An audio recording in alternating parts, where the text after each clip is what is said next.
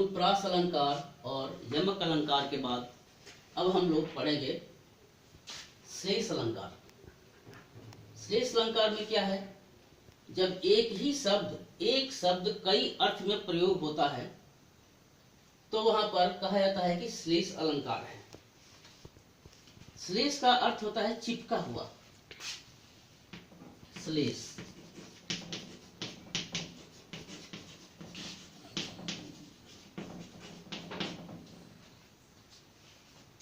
जब एक ही शब्द में कई अर्थ चिपके हुए रहते हैं तो कहा जाता है, कई अर्थ निकलते हैं तो वहां पर श्लेष अलंकार का होना माना जाता है। इसकी परिभाषा लिखेंगे। जहां परिभाषा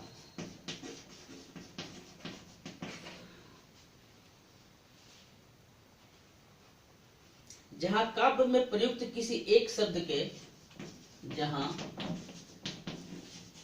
काव्य में प्रयुक्त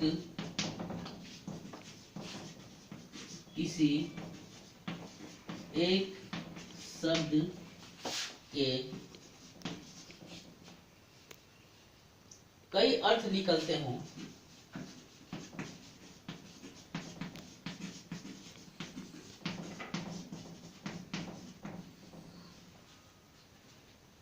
अर्थात एक ही शब्द में कई अर्थ चिपके हुए हों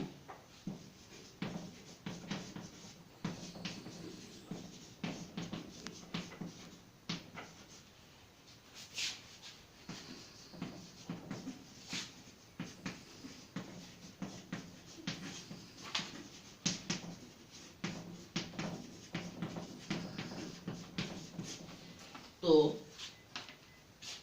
वहां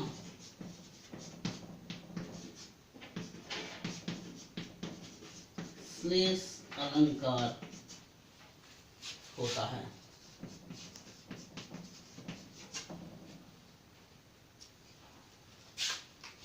केशवदास की एक कविता है, बहुत ही प्रसिद्ध कविता है।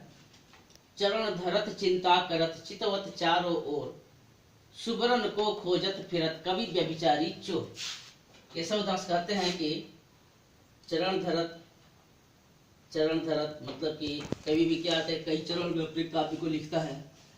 चोर भी जो सो अपना पैर रख करके आगे बढ़ता है। चितवत चारों ओर, चोर भी देखता रहता है कि कहीं हमको कोई पकड़ मत ले, इसलिए चारों तरफ अवलोकन करते रहता है। कभी भी चारों तरफ दुनिया को देखता है और देख करके उसके अनुभवों से कवि अपनी लिखता है। इसी तरह से व्यभिचारियों का भी है।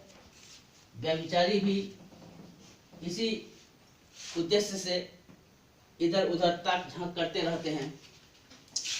तो सुबरन को खोजत फिरत कवि व्यभिचारी चोर, ये तीनों के तीनों कवि व्यभिचारी और चोर स्वर्ण को खोजत फिरत मतलब कि खोजते रहते हैं। तो यहाँ सुबरन तीन अर्थ में यूज हुआ है, तीन अर्थ में इसका निकलता है। कवि के लिए सुबरन क्या है, अच्छे अच्छे वर्ण जिनको कि वह अपने काव्य में डालता है और काव्य को शोभायमान करता है। वो अच्छे वर्ण अच्छे अक्षरों का, अच्छे शब्दों के खोज में रहता है, तो वो सुबरन खोजते रहता है।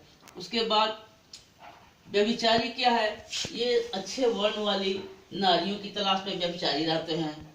और चोर क्या है, ये सोना के तलाश में चोर रहता है। तो यहाँ सुबरन शब्द जो है, ये तीन अर्थ निकलते हैं। कवि के लिए इसका अलग अर्थ निकल गया, व्यभिचारी के लिए अलग अर्थ निकल गया और चोर के लिए अलग अर्थ निकल गया। तो एक ही शब्द के यहाँ पर कई अर्थ निकल रहे हैं, तो इसलिए यहाँ पर क्या है, श्लेष अलंकार है।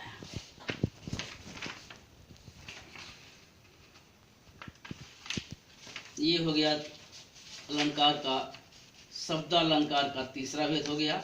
अब चौथा भेद हम लोग देखेंगे। चौथा क्या है, वक्रोक्ति। शब्दालंकार का चौथा भेद है वक्रोक्ति अलंकार।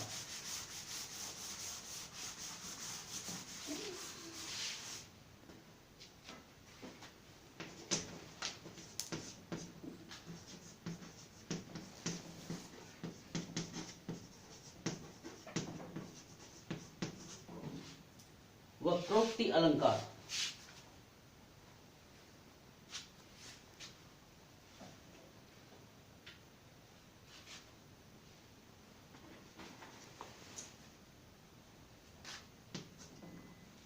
जब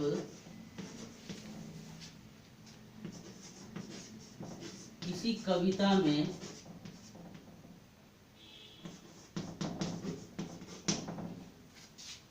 कहा कुछ और जा रहा है,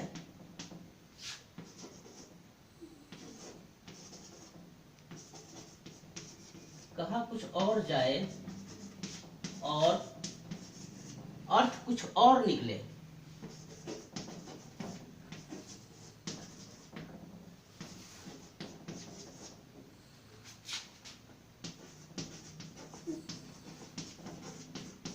तो वहां वक्रोक्ति अलंकार होता है।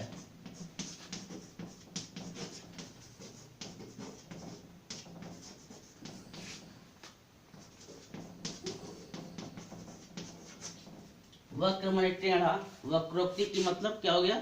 वक्रोक्ति का मतलब हो गया टेढ़ी बोली, टेढ़ी उक्ति, मतलब कि ऐसी उक्ति जो कि सीधे तो नहीं कही जा रही है, लेकिन उसका अर्थ जो सो टेढ़ा निकल, सीधे वो बोला जा रहा है इस तरह से और निकल रहा है अर्थ उसका उस तरह से, तो ये टेढ़ी वक्रोक्ति होती है। वो एक व्यंग किया जाता है, व्यंग किया जाता है, चाहे कुछ लांछन लगाया जाता है, इस टाइप का होता है, या किसी का उपहास उड़ाया जाता है, इस सेंस में वक्रोक्ति अलंकार का यूज होता है। तो वक्रोक्ति में क्या, इसका उदाहरण क्या है? एक उदाहरण है कौतुम। कौतुम है घनश्याम हम,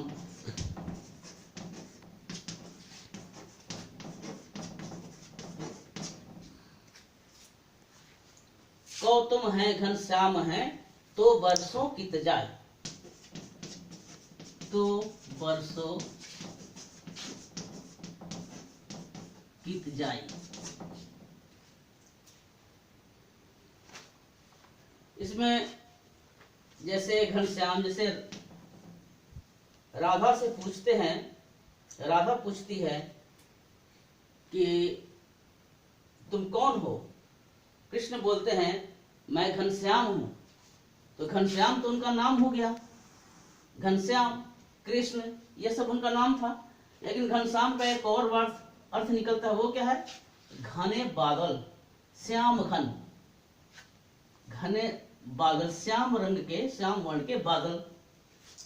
तो जब पूछा राधा ने कि को तुम, तो उन्होंने कहा कि घनश्याम हम, को तुम तो हैं घनश्याम हम।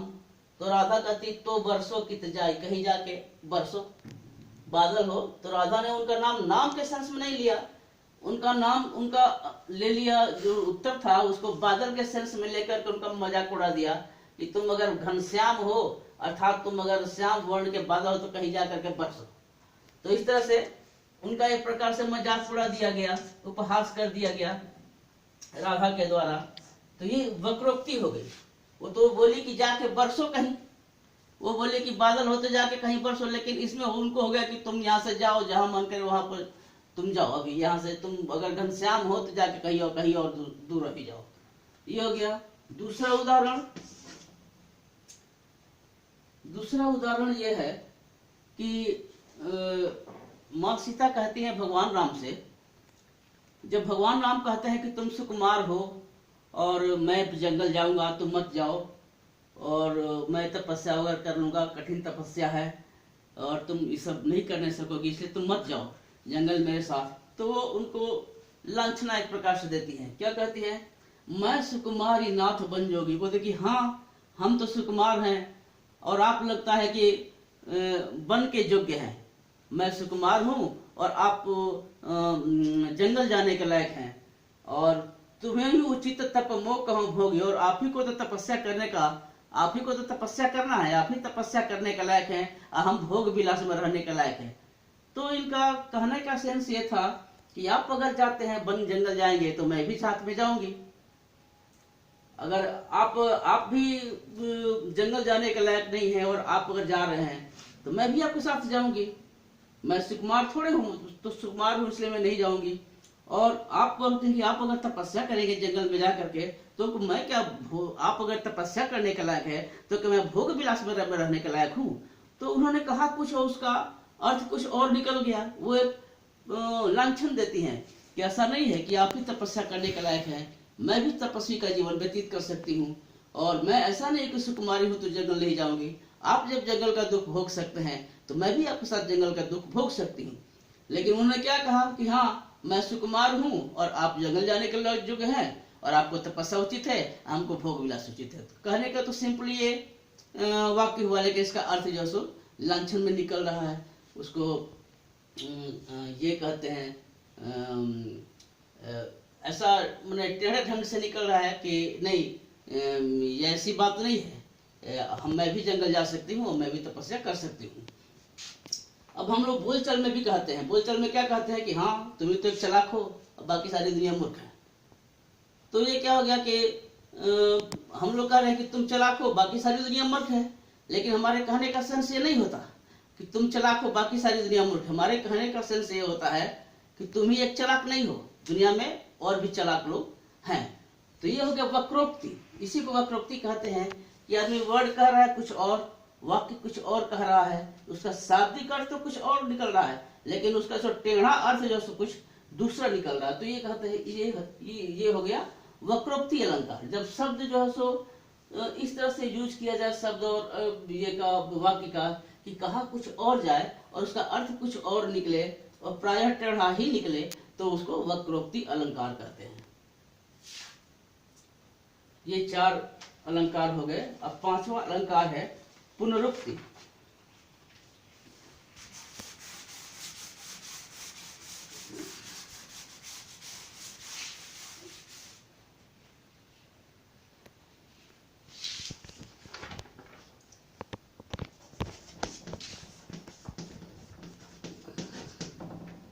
पुनरुक्ति अलंकार, जब जोर देने के लिए कोई शब्द को रिपीट किया जाए और दोनों बार उसका अर्थ वही हो, तो उसे पुनरुक्ति अलंकार कहते हैं। जब किसी शब्द का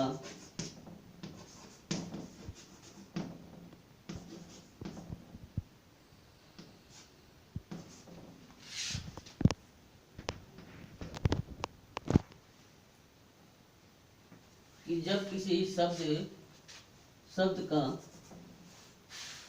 2 बार आवृत्ति हो और दोनों बार अर्थ वही रहे, तो उसे पुनरुक्ति अलंकार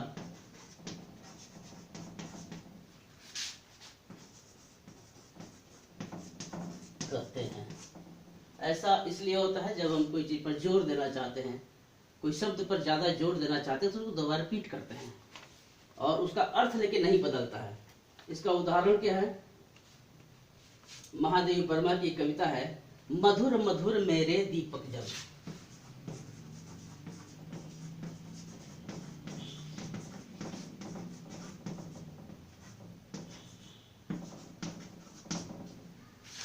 मधुर मधुर मतलब कि मीठा मीठा, धीरे धीरे धीरे धीरे मीठा मीठा अपना दीपक से कवित्री यहाँ पर कह रही है कि मधुर मधुर मेरे दीपक जल। यहाँ मधुर और यहाँ मधुर, दोनों में दोनों के अर्थ में कोई अंतर नहीं है। जुग जुग प्रतिदिन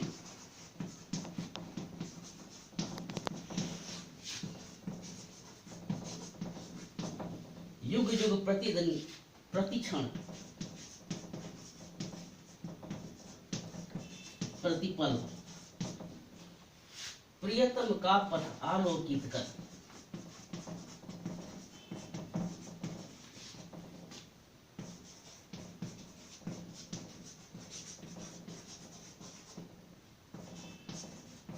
महादेवी वर्मा का लिखा हुआ ये कविता है, उनकी कविता है।